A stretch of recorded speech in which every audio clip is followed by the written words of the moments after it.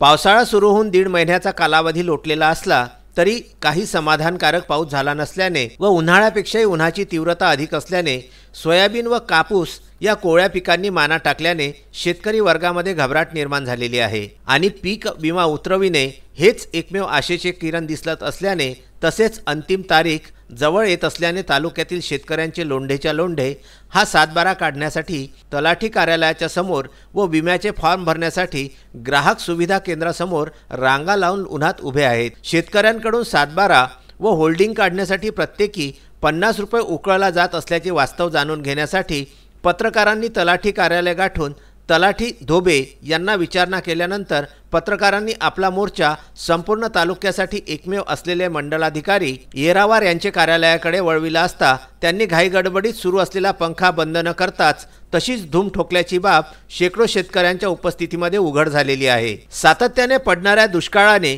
शेतकऱ्याची आर्थिक स्थिती कमालीची डबघाईस आलेली आहे। अद्याप समाधानकारक पाऊस झाला नसल्याने पीक विमा उतरविण्यासाठी तालुक्यातील शेतकऱ्यांनी तलाठी कार्यालयासमोर व ग्राहक सेवा केंद्रासमोर तुफान गर्दी केलेली आहे। ग्राहक सेवा केंद्रावरची साईट ही फार लोड घेत असल्याने किंवा मध्ये तासनतास बंद होत असल्याने तिथेही त्यांना ताटकळत बसावे लागत आहे।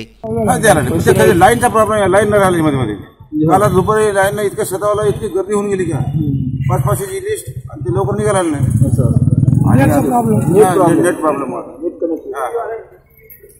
पीक विमा उतरविण्यासाठी लागणाऱ्या 7/12 व होल्डिंग शेतकऱ्यांना तलाठी कार्यालयासमोरच असलेल्या ऑनलाईन सेंटर म्हणजे खाजगी झेरॉक्सच्या दुकानामधून 50 रुपये देऊन काढाव्या लागत आहेत। त्यावर सुद्धा तलाठ्याऐवजी त्यांच्या मदतीसाठी असलेल्या खाजगी मदतनीसांच्याच स्वाक्षरा असल्याचे निदर्शनास आलेले आहे।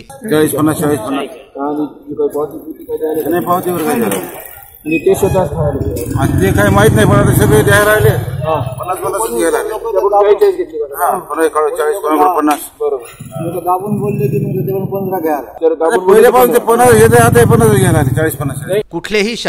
कुठल्याही शासनमान्य ग्राहक सेवा केंद्रावर बसण्याची व पिण्याच्या पाण्याची व्यवस्था नसल्याने वडीलधाऱ्या मंडळीचे फार हाल होत आहे।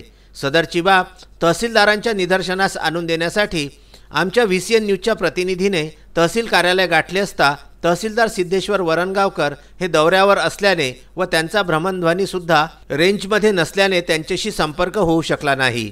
25 जुलै रोजी रुई व गुंडवळ सज्जाचे तलाठी धोबे यांनी 7/12साठी शेतकऱ्यांकडून केवळ 15 रुपये घेत असल्याचे सांगितले होते। आपल्या कार्यालयालगतच असलेल्या खाजगी ऑनलाईन सेंटरवर तलाठ्यांच्या स्वाक्षरा असलेल्या 7/12 व होल्डिंग कशा ते देण्याचे त्यांना अधिकार कुणी दिले अशी विचारणा केली असता आपल्याला त्याची काहीच माहिती नसल्याचे त्यांनी सांगितले। यावेळी तेथे उपस्थित असलेल्या शेतकऱ्यांनी VCN न्यूजच्या कॅमेऱ्याच्या समोर येऊन 7/12 व होल्डिंगसाठी 50 रुपये घेतले जात असल्याची कबुली दिल्याने तलाठी व मंडल अधिकाऱ्यांचे खाजगी ऑनलाईन सेंटर चालकाशी असलेले संबंध उजागर झालेले आहेत।